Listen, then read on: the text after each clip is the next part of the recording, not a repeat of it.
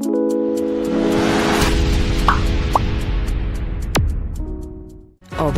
adalah seni. Setelah kemarin kita ngomong semua kriteria sampel, hari ini kita bicara tentang desain uji klinik itu ya. Desain uji klinik obat itu apa? Jadi ada dua bentuk secara garis besar, tapi sekarang sudah ditambahin satu yang baru, yaitu add-on trial. Yang terbanyak hampir 80% lah kira-kira yang bentuk paralel ya. Jadi kita buat kriteria inklusi, kriteria eksklusi dulu, terpilih menjadi sampel, ya. Kemudian mengalami washout period, tujuannya adalah ini 3,5 sampai 4 kali waktu paruh. Ini tujuannya adalah menghindari efek obat yang sebelumnya. Kemudian dibagi dua kelompok dengan random ya, dengan random. Dibagi dua kelompok dengan random. Di sini di random, ya, di random ya. Kemudian terbagi dua kelompok. Obat yang kita pilih itu disebut treated group dan kontrol. Kontrol ini ada dua, jangan lupa ya. Kontrol ada dua, yaitu kontrol positif yang disebut drug of choice dan kontrol negatif yang disebut placebo. Ya. Kemudian sampai selesai, finish gitu ya. Sampai finish, sampai terakhir, terserah kapan finishnya, bisa bulan, bisa tahun ya. Finish gitu. Ya, sampai selesai. Jadi di sini nanti nilai before-nya sebelum penelitian, dan satu lagi nilai after. Jadi kemarin saya sudah jelasin bahwa lebih dari 80% uji klinik obat akan berakhir dengan analisa before after ya. Jadi kriteria inklusi eksklusi sebelum penelitian dilakukan, before study ya. Kalau kriteria kriteria dropout dan withdrawal during the study ya. Dua hal yang berbeda ya, during the study. Jadi ini before study, sebelum penelitian dimulai, kriteria inklusi eksklusi, kriteria dropout adalah, dan kriteria withdrawal adalah during the study sampai selesai ya. Itu dulu yang bisa saya sampaikan. Kemudian yang kedua adalah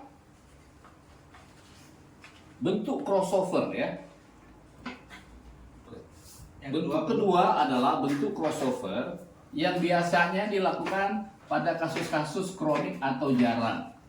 Ada yang mengatakan dalam buku-buku lain disebut crossover ini adalah menggandakan jumlah sampel ya. Jadi untuk kasus-kasus yang jarang atau prevalensinya yang kecil ya.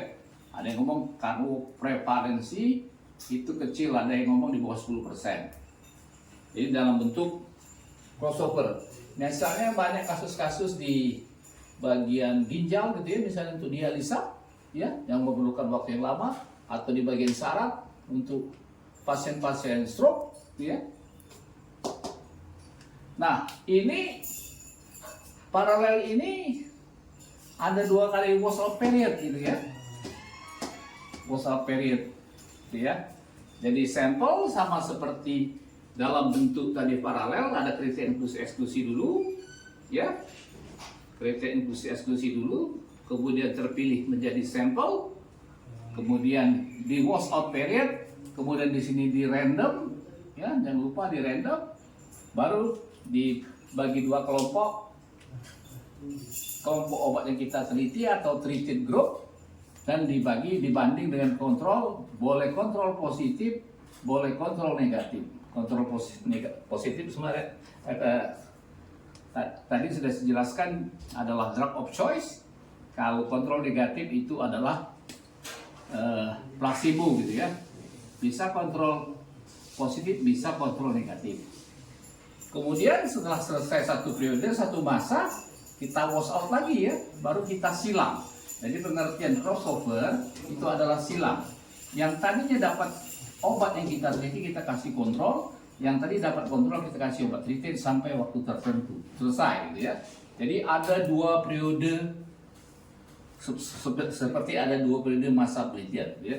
Jadi ini lebih panjang lagi. Jadi makanya untuk kasus yang jarang dan untuk parameter yang perlu yang lama gitu ya. Itu dulu untuk crossover ya. Dan yang terakhir adalah add-on trial. Bisa dalam bentuk crossover, bisa dalam bentuk paralel ya. Kata kunci add-on adalah penambahan obat baru pada protap, bukan SOP, pada protap gitu ya. Misalnya kita kasih contoh pada kasus dekom, gagal jantung, pengobatan yang biasa, protapnya adalah ACE plus diuretik.